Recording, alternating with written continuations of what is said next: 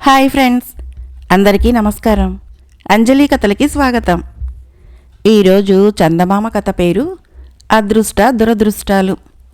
ఈ కథను రచించిన వారు లక్ష్మీ గాయత్రి గారు. పూర్వకాలంలో నాస్తికుడైన ఒక రాజు ఉండేవాడు. అతడు స్వశక్తినే తప్ప ఇంకే శక్తిని నమ్మేవాడు కాదు. అతడి నమ్మకాలు ఎలా ఉన్నప్పటికీ పరిపాలన చక్కగా ఉండటం చేత ప్రజలు సుఖంగా జీవిస్తూ ఉండేవాళ్ళు.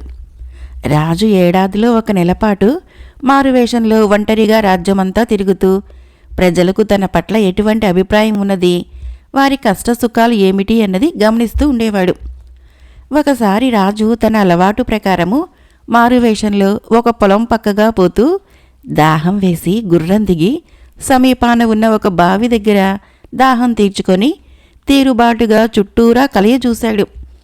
అలా చూడటంతో బావికి కాస్త ఎగువన ఉన్న పెద్ద మర్రి చెట్టు క్రింద విచారంగా కూర్చొని ఉన్న ఒక పేదవాడు అతని కంటపడ్డాడు. రాజు వెంటనే పేదవాడి దగ్గరికి పోయి, "ఏం పెద్దయ్యా, అలా కూర్చున్నావేం? ఏంటి నీ బాధ?" అంటూ పలకరించి తాను పక్కనే చతికిలబడ్డాడు. పేదవాడు విచారంగా, "ఏమని చెప్పేది బాబు, ఊహ వచ్చిన దగ్గర నుంచి కష్టాలే కానీ సుఖం అన్నది ఎరుగును కదా" అన్నాడు. "ఏం, బతుకు తెరువుకి ఎక్కడా పని దొరకటం లేదా ఏంటి?" అంటూ రాజు ఆరా తీశాడు. "వేరెక్కడో పనెందుకు బాబు, అదుగో ఆ కనపడే 3 తాటి చెట్ల దాకా ఉన్న పొలమంతా నాదే. ఆ దయామయుడి కటాక్షమే లేకుండా పోయింది, అంతే" అంటూ భగవంతుణ్ణి తలుచుకొని చేతులెత్తి దండం పెట్టాడు పేదవాడు. రాజుకి వెంటనే పేదవాడి మీద సర్రున కోపం వచ్చింది. అయినా మూర్ఖుడు అనుకొని తన కోపాన్ని అదుపు చేసుకుంటూ, "ఒళ్ళుంచి పనిచేస్తే సుఖపడటానికి జానడి పొలం చెక్క చాలునే" అన్నాడు. పేదవాడు ఆ మాటకి నొచ్చుకొని, "బద్ధకం అన్నది ఏ కోసాన ఎరుగుని బాబు నేను. గత 3 ఏళ్ల బట్టి ఏం జరుగుతున్నదో వింటే మీకే తెలుస్తుంది, వినండి" అని, "మొదటేడు వరి పంట వేశాను, విరగ పండింది. ఈ ఏడు నా అదృష్టం బాగుందిలే అనుకొని పంటంతా బస్తాలకెత్తి ఇల్లు చేర్చాను. ఇల్లంటే లంకంత కొంపనుకునేరు, రెల్లు గడ్డి కప్పిన మట్టి గోడల ఇల్లు మాది. సరే, పంట బాగా పండింది కదా అన్న ఆనందంలో గారెలు చేయమని నా పెళ్ళానికి చెప్పి నేను శెట్టి దగ్గరకు బయలుదేరాను. తిరిగొచ్చి చూస్తే మా ఇల్లంతా అంతెత్తున ఉన్న మంటల మధ్య తగలబడిపోతున్నది. జరిగిందేమిటంటే, పొయ్యి మీద నూనె మూకుడు పెట్టి నా పెళ్ళాం ఎందుకునో యువతలకి వచ్చిందట. ఈలోగా అప్పటికే కాట్లాడుకుంటున్న నా కొడుకుల్లో ఒకడు పొయ్యిలో నుంచి మండుతున్న కట్టె తీసి, "వాత పెడతా జాగ్రత్త" అంటూ రెండో వాణ్ణి బెదిరించాడు. ఆ సరికి గుమ్మంలోకి వచ్చిన నా పెళ్ళాం అది చూసి, "బుద్ధి లేనివాడా, నిప్పుతో ఆటలేంట్రా" అంటూ కేకలేస్తూ వాడి మీదకి పోబోయింది. దాంతో బెదిరివాడు ఆ కట్టెను కాస్త చూరు మీదకి విసిరేశాడు. జరిగిందేమిటో నా పెళ్ళాం గ్రహించేసరికి రెల్లుగడ్డి బగ్గున అంటుకున్నది. నా భార్య పిల్లలు కేకలు పెడుతూ బయటకు పరిగెత్తుకుని పోయి నలుగురిని చేర్చే వేళకే మంటలు అంతెత్తున లేచాయి. ఆ సరికే నేను అక్కడికి చేరుకున్నాను. నలుగురం కలిసి ప్రాణాలకు తెగిస్తే 5 బస్తాల ధాన్యం మటుకు దక్కింది. దురదృష్టం కొద్దీ ఏర్పడిన ఆ మంటల్లో మిగతా తిండి గింజలతో పాటు మాకున్న కొద్దో గొప్పో కూడా నాశనమైపోయింది అంటూ క్షణమాగాడు. ఆసక్తిగా వింటున్న రాజు, "దీనికంతకీ కారణము నీ పెళ్ళాం అజాగ్రత్తే. ఆకతాయి పిల్లల్ని ఒంటరిగా ఇంట్లో వదిలి క్షణమైనా బయటికి వెళ్ళటం ఎంతైనా ప్రమాదం. పిల్లలకు ఒద్దిక మొప్పకపోవటం కూడా ఒక తప్పే. సరే, తర్వాత ఏమైంది?" అంటూ ప్రశ్నించాడు. పేదవాడు రాజు మాటలకి అనుమానంగా చూసి తిరిగి ప్రారంభించాడు. "మరుసటేడు మళ్లీ వరి వేసి గట్లమ్మట పిల్లి పెసర కూడా వేసి ఇంటిల్లి పాదిమి ఒళ్ళెరక్కుండా కష్టపడ్డాము. ఆ ఏడు కూడా పంట విరగపండింది. క్రిందటేడులా జరగకుండా ఉండాలని నా పెళ్ళాము పోలేరమ్మకు మొక్కులు మొక్కింది. ఎందుకైనా మంచిదని వడ్ల బస్తాలని కొన్నాళ్లపాటు దాచుకుంటానని శెట్టిగారిని అడిగి వాళ్ళ గాదెనొకదాన్ని సిద్ధం చేసుకున్నాను. అందరము కోతలు కోశాము. పంట నూర్పిళ్లు ప్రారంభమయ్యాయి. చిన్న చితక పంటగల వాళ్ళు తొందరగా నూర్పిడి చేసి బస్తాలకెత్తారు. మాది కాస్త ఎక్కువగా ఉండటంతో ఒకరోజు ఆలస్యమైంది. తొలి విడతగా 5 బస్తాల ధాన్యము నూర్పిడి చేసి శెట్టిగారి గాదిలో భద్రపరిచాను. తెల్లవారి మిగతా ధాన్యం పని చూద్దామనుకుంటూ ఉండగా రాత్రికి రాత్రి కుండపోతుగా వాన ప్రారంభమైంది. ఆ వానల్లా ఏకధాటిగా 3 రాత్రుళ్ళు 3 పగళ్ళు పడింది. నాతో పాటు ఇంకా చాలామంది నష్టపోయారు అంటూ మళ్ళీ ఆగాడు. బాగుంది. మొదట అగ్నిదేవుడు స్వాహా చేస్తే తర్వాత వరుణదేవుడు భోంచేశాడన్నమాట. ఇది నీ తప్పేనంటాను. సాధారణంగా పంట నూర్పిళ్ల సమయంలో చెదురుమదురుగా వర్షం పడుతూనే ఉంటుంది. తొలి ఏడు దెబ్బతిన్నవాడివి కూడా కదా, కాస్త తొందరగా పని ముగించొద్దు. 4 కూలీవాళ్ళనైనా పెట్టి త్వరపడి ఉండాల్సింది అన్నాడు రాజు. ఆ మాటలు వింటూనే పేదవాడు చప్పున చేతులు జోడించి రాజుకు నమస్కరిస్తూ, మహాప్రభు, తమరు మారువేషంలో ఉన్న మహారాజులు కారు గదా అంటూ ప్రశ్నించాడు. రాజు ఆశ్చర్యంగా, నీకు అనుమానం ఎందుకు వచ్చింది అన్నాడు. నా కథ విన్నవాడెవడైనా సరే, అయ్యో నీదెంత దురదృష్టమయ్యా అనో, ఏం చేస్తాం, నీ మొహాన్ అలా రాసిపెట్టి ఉంది అంతే అనో అంటాడు. కానీ 2 సార్లు తమరు మా దురదృష్టాన్నిగాక మా తప్పుల్నే ఎత్తి చూపించారు. తమరు మా ఏలికవారేమోనని అనుమానించటానికి ఇంతకంటే రుజువేం కావాలి అన్నాడు పేదవాడు. రాజు వాడి వైపు కాస్త మెచ్చుకోలుగా చూసి, పర్వాలేదులే, నీ బుర్రకి కాస్తంత తార్కిక జ్ఞానం కూడా ఉన్నది. నేనెవరినైతేనేం గాని 3ఓసారి కూడా ఏమైందో ముందు చెప్పు అన్నాడు. పేదవాడు కాస్త నిర్లిప్తంగా రాజువైపుకు చూసి, 3ఓసారి నా దురదృష్టమే నన్ను భోంచేసింది స్వామి. మొదటి సంవత్సరము ఇల్లు తిరిగి కట్టుకోవటానికి, 2వ సంవత్సరము ఇల్లు గడవటానికి శెట్టిగారి దగ్గర అప్పులు చేశాను. 3వ సంవత్సరం అంటే నిరుడు పంట కూడా ఒక మాదిరిగానే దిగుబడికి వచ్చింది. కోతల సమయానికి నాకు అప్పిచ్చిన ధర్మాత్ముణ్ణి కాస్త ఆ యమధర్మరాజు పిలుచుకొని పోయాడు. ఇక ఆయన కొడుకు సాక్షాత్తు యమధర్మరాజే. నూర్పిళ్ళు జరుగుతూ ఉండగా వచ్చి మొత్తం బాకీకుగాను ఒడ్లు కొలుస్తావా లేదా అని కూర్చున్నాడు. కాస్తగా తీరుస్తాను మహాప్రభో అని నేనెంత మొత్తుకుంటున్నా వినక మాకు బొటాబుటిగా తిండి గింజలు వదిలి మిగతాదంతా కొలుచుకొని పోయాడు. అయినా నా బాకీ మొత్తం చెల్లుబాటు కాలేదట. అందుచేత నా పొలాన్ని కూడా ఆ మహానుభావుడే స్వాధీనం చేసుకొని నన్నే కమతం చేసి తిండి గింజలు మాత్రం కొలుచుకోమని దయతలిచాడు. ఈ ఏడాదంతా రెక్కలు ముక్కలయ్యేలా కష్టపడ్డాను. అదుగో ఆ పైరు చూడండి ఎంత పచ్చగా కళకళలాడుతున్నదో. కోతల సమయానికి శెట్టి కొడుకు గద్దల్లే వచ్చి వాలి నా కష్టఫలాన్నంతటినీ ముక్కును కరుచుకొని నా నోట ఇంత దుమ్ము కొట్టిపోతాడు. పోనీ గ్రామాధికారికి ఫిర్యాదు చేద్దామా అంటే ఆయన ఈ శెట్టి కొడుక్కి సాక్షాత్తు పిల్లనిచ్చిన మామ. ఇక నా గోడు చెప్పుకోవటానికి ఆ సర్వేశ్వరుడు తప్ప ఇంకెవరున్నారో మీరే చెప్పండి అంటూ పెద్దగా నిట్టూర్చాడు.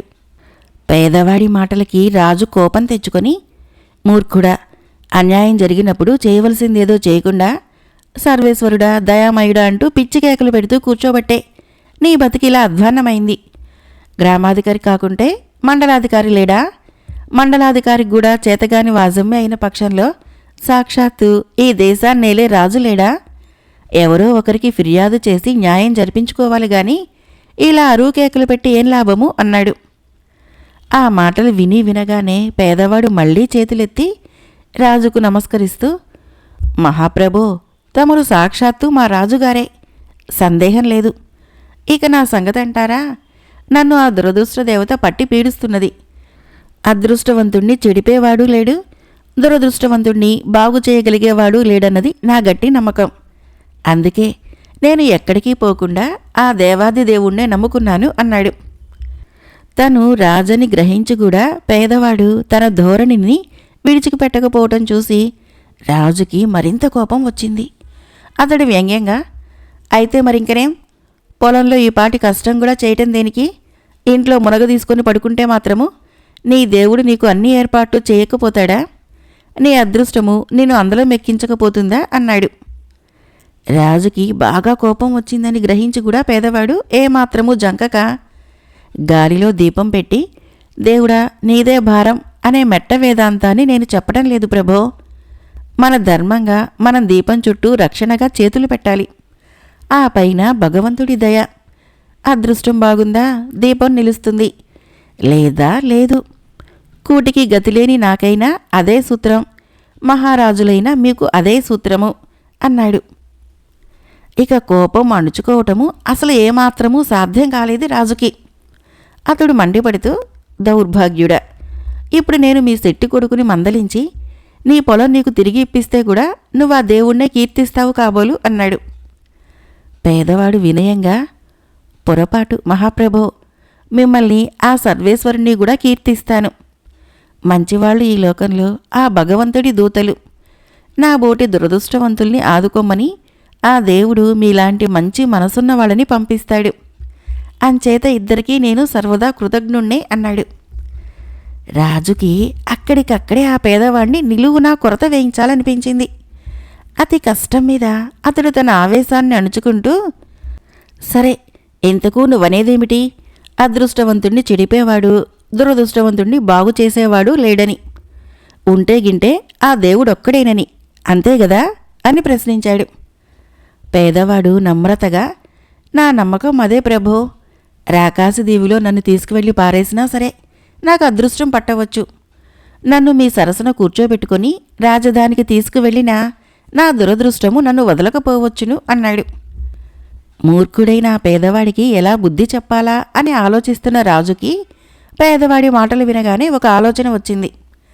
అతడు ఆనందంతో చిన్నగా చప్పట్లు చరిచి, ఒరేయ్ మూర్ఖుడా, నువ్వు చెప్పినట్లే నిన్ను నేను రాకాశదీవికి పంపించబోతున్నాను. 6 నెలలకు సరిపడే ఆహార పదార్థాలు కూడా ఇస్తాను. 6 నెలల పాటు ఒంటరిగా రాకాశదీవిలో బతుకుతూ అదృష్టం కోసము నీ దయామయుణ్ణి ప్రార్థించు. లే, తక్షణం బయలుదేరి నాతో అంటూ లేచాడు. రాజు మాటలకి పేదవాడు క్షణకాలం నిర్ఘాంతపోయాడు. ఆ దేశానికి ఉత్తరపు ఎల్లగా ఉత్తుంగ తరంగాలతో ఘోషించే సముద్రం ఉంది. ఆ సముద్ర తీరము నిత్యము వచ్చేపోయేవారి వ్యాపార నౌకలతో ఎంతో సందడిగా ఉంటుంది. సముద్ర వ్యాపారం చేసే వర్తకులు కూడా ఆ దేశంలో చాలామంది ఉన్నారు. వారి పుణ్యమా అని సముద్ర మధ్యంలో ఉన్న రాకాశదీవి గురించి దేశంలో పసిపిల్లలు మొదలు వృద్ధుల దాకా అందరికీ తెలిసింది. సముద్ర మధ్య భాగంలో పయనిస్తున్న నౌకలలోని నావికులకు ఆ ప్రాంతాల పచ్చటి చెట్లతో కళకళలాడుతూ ఎంతో రమణీయంగా ఉండే దీవి కనిపిస్తుంది. చాలా కాలం క్రితము, అంటే ఆ దీవి గురించి తెలియని రోజుల్లో వ్యాపారస్తులు అక్కడ ఆగేవారు. అలా ఆగిన వాళ్లలో 2-3 తప్పించుకొని తిరిగి నౌక చేరటము దాదాపు అసంభవమయ్యేది. మిగిలిన వాళ్ళంతా ఆ దీవిలో ఉన్న ఒక వింత రాక్షసుడికి ఆహారమైపోయేవాళ్ళు.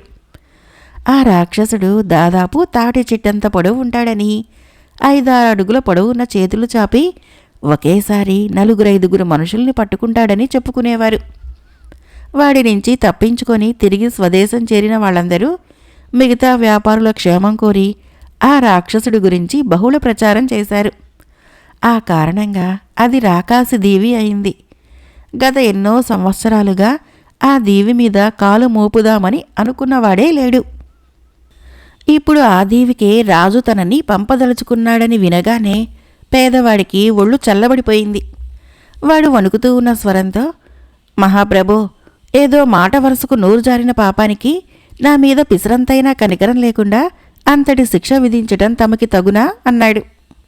పేదవాడి భయము రాజుకి ఆనందాన్ని కలిగించింది. అతడు నవ్వుతూ, ఈ శిక్ష నుంచి తప్పించుకోవటము నీ చేతుల్లో ఉన్న పనే. నువ్వు ఇంతదాకా మాట్లాడిన మాటలన్నీ శుద్ధ తప్పులని ఒప్పుకుంటివా? ఈ క్షణానే నీ పొలం నీదైతుంది. నీకంటూ అసలు బాకీలే ఏమీ ఉండకపోగా మరికొంత పొలము, డబ్బు, బంగారము కూడా దొరుకుతాయి అన్నాడు. పేదవాడు క్షణకాలం ఆలోచించాడు. అతడికి తాను నమ్ముకున్న దైవం గుర్తుకొచ్చాడు. పుట్టిన దగ్గర నుంచి పెద్దలు నూరి పొయ్యగా తన రక్తంలో జీర్ణించుకుపోయిన నమ్మకాలు, విశ్వాసాలు గుర్తుకొచ్చాయి. వాటినన్నింటినీ గాలికి వదిలేసి బాగుపడటం కంటే నీచమైనది మరేది ఉండదనిపించింది. తక్షణము వాడు దృఢంగా, ప్రభో, నాకు రాకాశదీవిలో చావాలనే రాసిపెట్టి ఉంటే దాన్ని తప్పించటము ఎవరి వల్ల కాదు. మీ మాట ప్రకారమే నన్ను అక్కడికి పంపించేయండి. ఆ పైన ఆ భగవంతుడున్నాడు. నా భార్యాబిడ్డల జీవితాలంటారా, మీ దయ వాళ్ళ ప్రాప్తం అంటూ చేతులెత్తి రాజుకు నమస్కరించాడు. ఆ మాటలు వినగానే అంతవరకు రాజు మనసులో ఏ మూలో పేదవాడి పట్ల ఉన్న కాస్తో కూస్తో జాలి కూడా ఎగిరిపోయి రాజుకి పంతం హెచ్చింది. అతడు తక్షణము పేదవాడి ద్వారానే గ్రామాధికారికి కబురు పంపి పేదవాడి కుటుంబం మొత్తాన్ని తనతో పాటు రాజధానికి తీసుకుపోయేటందుకు కావలసిన ఏర్పాట్లు చేయించాడు. అసలు సంగతి ఎవరికీ తెలియనందున అందరూ పేదవాడికి అదృష్టం కలిసి వచ్చిందని ఈర్ష్యపడ్డారు. రాజధాని చేరుతూనే రాజు పేదవాడి భార్యాబిడ్డలకు వసతి ఏర్పాట్లన్నీ చేసి పేదవాడి ప్రయాణానికి కావలసిన ఏర్పాట్లు కూడా రహస్యంగా చేశాడు. రాజు నిర్ణయించిన రోజున ఒక చిన్న నౌకలో సరంగు 4 భటులు మాత్రము పేదవాడిని తీసుకుని ప్రయాణమయ్యారు. బయలుదేరిపోయే ముందు రాజు పేదవాడితో, సరిగ్గా 6 నెలల తర్వాత ఇదే రోజున ఇదే నౌకను ఈ భటులని మళ్ళీ పంపిస్తాను. అప్పటి వరకు నువ్వు బతికే ఉన్న పక్షంలో సరిగ్గా ఆనాటికి తీరానికి వచ్చి నిలబడు. వీళ్ళు ఖచ్చితంగా 3 గంటల పాటు మాత్రమే అక్కడ నీకోసం చూస్తారు అని చెప్పాడు. పేదవాడు అంగీకారంగా తల ఊపి మనసులోనే దైవధ్యానం చేసుకుంటూ నౌక ఎక్కి కూర్చున్నాడు. సరంగు నౌకను వేగంగా నడిపి చేరవలసిన దానికంటే చాలా ముందుగానే రాకాసిదీవి చేర్చాడు. వెంటనే భటులు తాళ్ల నిచ్చెనలను క్రిందకి దింపి పేదవాణ్ణి త్వరగా దిగిపోవలసిందిగా కంగారు పెట్టారు. పేదవాడు రాకాసిదీవి మీద కాలు మోపటం తడవుగా ఆహార పదార్థాలున్న మూటలని ఇతర సామాగ్రిని భూమి మీదకి విసిరివేసినట్టుగా పడవేశారు. ఆ పని పూర్తయిన మరుక్షణము నౌక తిరిగి ప్రవాహంలోకి చొచ్చుకుపోవటం ప్రారంభించి చూస్తూ ఉండగానే నిమిషాల్లో కనుమరుగైపోయింది. చుట్టూరా అనంతమైన సముద్రం, మధ్యలో భూమి. ఆ భూమి మీద పేదవాడు ఒంటరిగా మిగిలాడు. ఒక్కసారిగా దారుణమైన ఒంటరితనము చుట్టుముట్టగానే పేదవాడికి భరించలేని దుఃఖం వచ్చింది. వాడు ఉన్న చోటనే నేల మీద చతికిలపడి వెక్కి వెక్కి ఏడుస్తూ, భగవంతుడా, నాకు ఎలాంటి దిక్కుమాలిన బతుకు రాసిపెట్టావయ్యా. ఈ ఒంటరితనాన్ని బెంగను భరిస్తూ బతికే కంటే చావటమే మంచిది. నన్ను తొందరగా చంపెయ్యి. ఆ రాక్షసుడి సడి వినగానే నా గుండె ఆగిపోయేలా చేసి కనీసము సుఖమైన చావునైనా ప్రసాదించు అనుకున్నాడు. భయంతో బెంగతో వాడికి ఆకలి చచ్చిపోయింది. ఏటూ చచ్చేవాడికి తిండి కూడా ఎందుకు దండగా అనుకొని వాడు ఆహార పదార్థాలకేసి కన్నెత్తైనా చూడకుండా ఓపిక ఉన్నంతవరకు ఏడ్చి ఆఖరికి అక్కడే సొమ్ముసిలినట్టు పడుకొని నిద్రపోయాడు. మళ్ళీ మెలకువ వచ్చేసరికి సూర్యకిరణాలు వాడి మీద పడుతున్నాయి. ఆ లేత వెలుతురులో తనను తాను చూసుకునేసరికి తాను ఇంకా బతికే ఉన్నందుకు ఎక్కడలేని ఆనందమూ కలిగింది. రాక్షసులు మనుషుల వాసన పసిగట్టి వస్తారంటారు కదా, తాను వచ్చి ఇంతసేపైనా రాక్షసుడు ఇంకా రాలేదేమా అన్న ఆశ్చర్యం కూడా కలిగింది వాడికి. ఎందుకైనా మంచిదని పేదవాడు ఆ రోజంతా తానున్న చోటు నుంచి కదలక ఆకలి వేసినప్పుడల్లా బుట్టలోని పళ్ళు మిఠాయిలు తిని రాత్రికి అక్కడే పడుకొని నిద్రపోయాడు. 3వ నాటి ఉదయానికి కూడా తాను సజీవంగానే ఉండేసరికి పేదవాడిలో ఉత్సాహము ధైర్యము పుట్టుకుని వచ్చాయి. వాడు మొండి ధైర్యంతో నెమ్మదిగా దీవి లోపలికి నడక సాగించాడు. సాయంత్రం దాకా తోచిన దారి వెంట నడుస్తూ తిరిగినా ఆ రాక్షసుడి జాడ కానరాలేదు. చీకటి పడే వేళకు ఫలవృక్షాలు దట్టంగా ఉన్న ఒక ప్రదేశాన్ని చేరుకొని భయంగానే అక్కడ పడుకొని నిద్రపోయాడు. 4వ నాటి ఉదయం లేచి తిరిగి నడక సాగించిన పేదవాడు మధ్యాహ్నం అయ్యేసరికి దాదాపుగా దీవి మధ్య భాగాన్ని చేరుకొని అక్కడ కనిపించిన దృశ్యం చూసి స్తంభించిపోయాడు. విశాలంగా ఉన్న ఒక సమతల ప్రదేశంలో అతి పొడవైన అస్థిపంజరం ఒకటి పడి ఉన్నది. దాని ఆకార విశేషాలు గమనించిన పేదవాడు అది రాకాసదీవికి చెందిన వింత రాక్షసుడిదేనని నిశ్చయించుకుని ఆనంద బాష్పాలు రాలుస్తూ చేతులెత్తి భగవంతుడికి అంజలి ఘటించాడు. వింత రాక్షసుడు మరణించాడని, ఇక ఆ దీవిలో ప్రమాదం ఏదీ లేదని అనుకునేసరికి పేదవాడికి ఎక్కడి లేని ధైర్యమూ వచ్చింది. వాడు ఉత్సాహంగా కనిపించిన ఫలవృక్షాల పళ్ళు కోసుకొని తింటూ ముందుకు సాగిపోయాడు. 5వ నాటి మధ్యాహ్నానికి పేదవాడికి మరొక వింత కనిపించింది.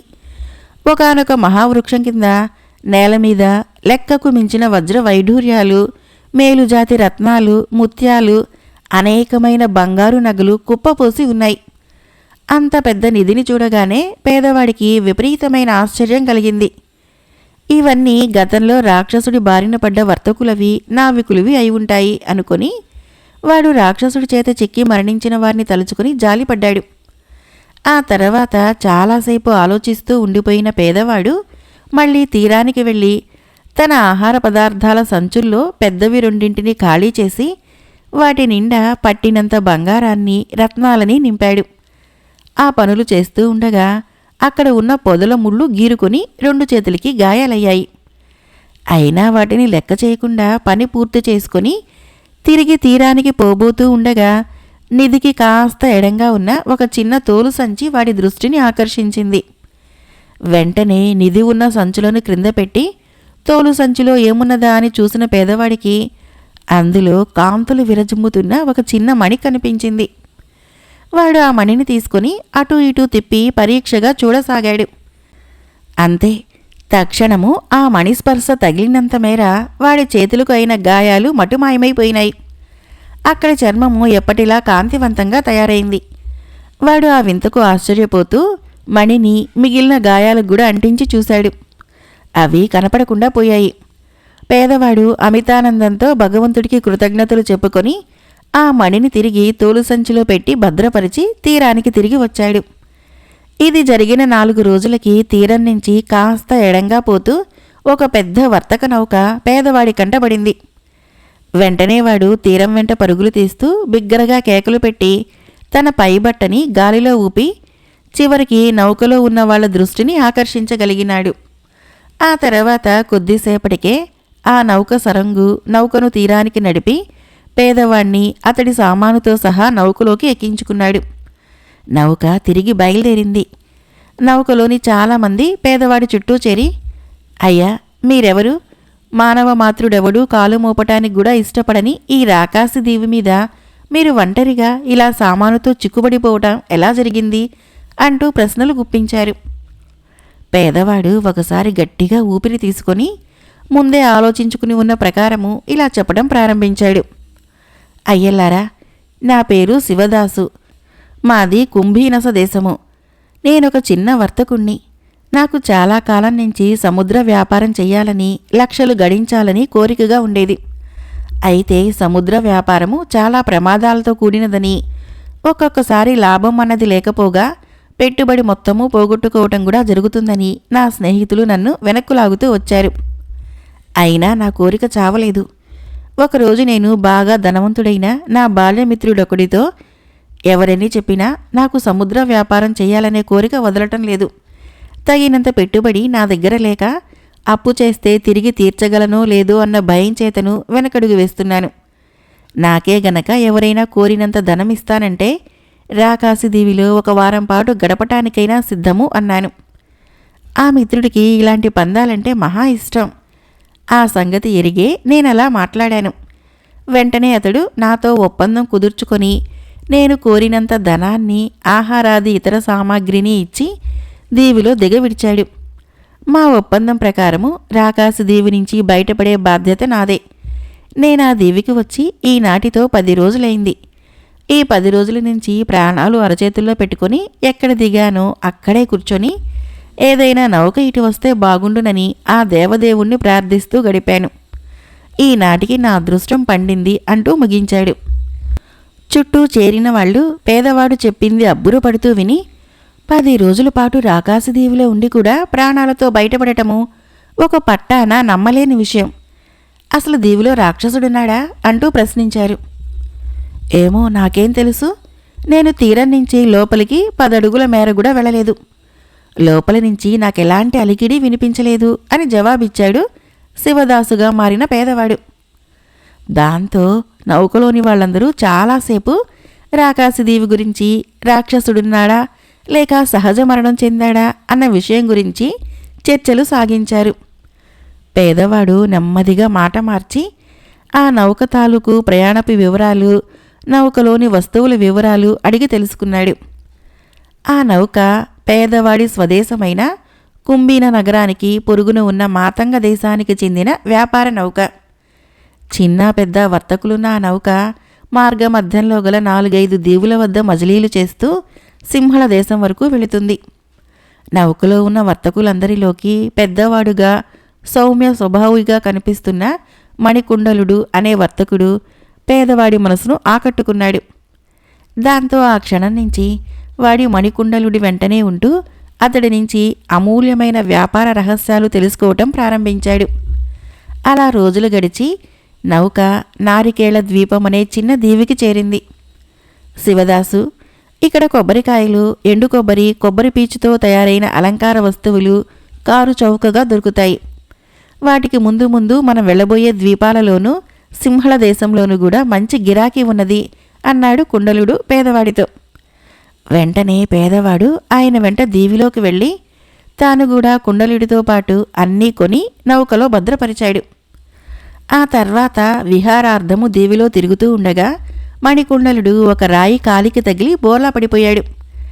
గాయం వల్ల కలుగుతున్న బాధతో అతడికి ఆ రాత్రి నిద్ర కూడా పట్టలేదు.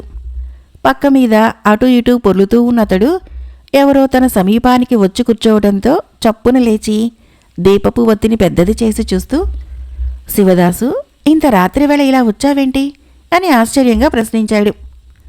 పేదవాడు నెమ్మదిగా, మీ బాధ చూసి ఆగలేక ఇలా వచ్చాను, ఒక్క క్షణం ఉండండి అని మణికుండలుడి తలకు ఉన్న కట్టు విప్పేసి తన దుస్తుల్లో భద్రపరిచి తెచ్చిన మణిని గాయానికి తాకించాడు.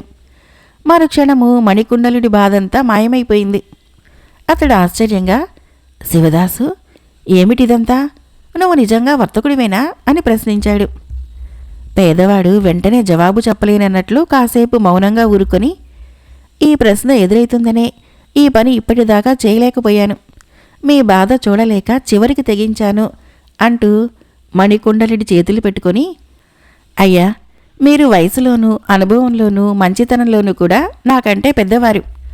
నేను ప్రస్తుతము వర్తకుండన్న మాట ముమ్మాటికి నిజం.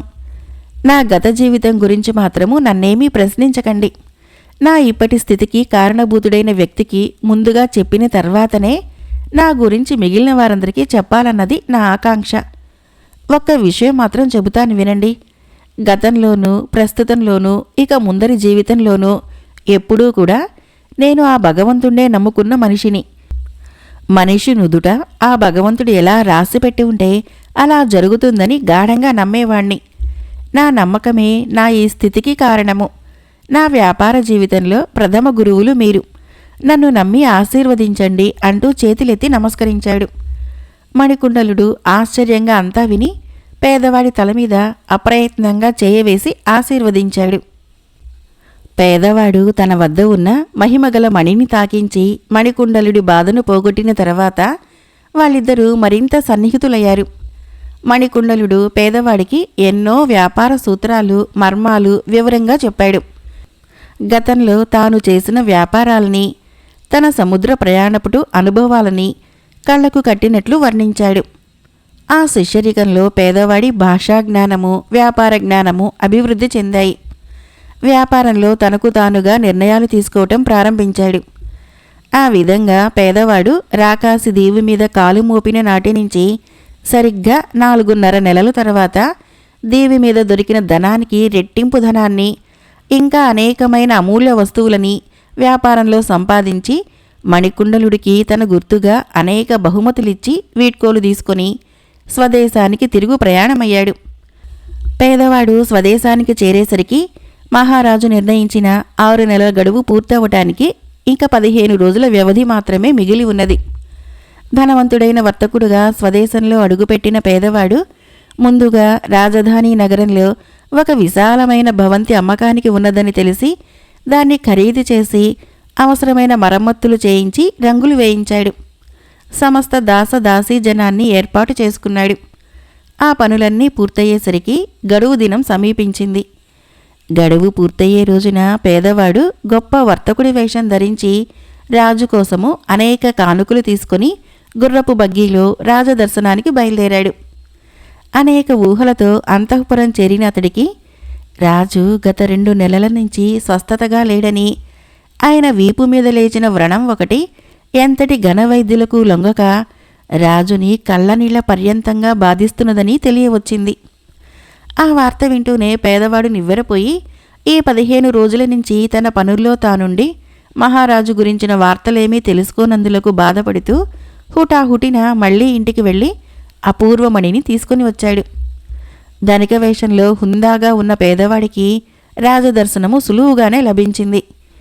వాడు వెళ్లేసరికి చిక్కి శల్యమై కళాకాంతులు కోల్పోయి ఉన్న రాజు తల్పం మీద సొమ్ము సిల్లినట్టుగా ఒక పక్కకు తిరిగి పడుకొని ఉన్నాడు.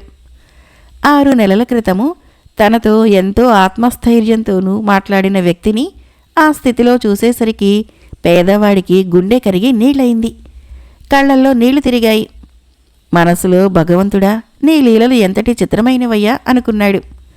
ఒక్క క్షణము అటువంటి నిర్వేద స్థితిని అనుభవించిన పేదవాడు తేరుకొని నెమ్మదిగా రాజును సమీపించి ఆచ్ఛాదన ఏమీ లేని రాజు వీపు మీద పెద్దదిగా కనిపిస్తున్న వ్రణంపైన అపూర్వమణిని తాకించాడు. అంతే, మరుక్షణము వీపు మీద వ్రణము మాయమై చర్మము కొత్తగా కాంతిని పుంజుకున్నది. అపస్మారక స్థితిలో కూడా బాధను అనుభవిస్తున్న రాజు ఒక్కసారిగా ఆ బాధంతా మాయమై ఏదో హాయిని అనుభవిస్తూ కళ్ళు తెరిచాడు. అక్కడే ఉండి ఇదంతా చూసిన మహారాణి కళ్ళ నుంచి ఆనంద బాష్పాలు జలజలా రాలాయి. ఆమె అప్రయత్నంగా చేతులు జోడించి పేదవాడికి నమస్కరించింది. మరొక నిమిషానికి రాజు శయ్య మీద నుంచి లేచి కూర్చొని మరో జన్మ ఎత్తినంత ఆనందంగా, ఎవరు, నాకీ పునర్జన్మ ప్రసాదించిన మహానుభావులెవరు అంటూ ప్రశ్నించాడు. మహారాణి పేదవాణ్ణి చూపించింది.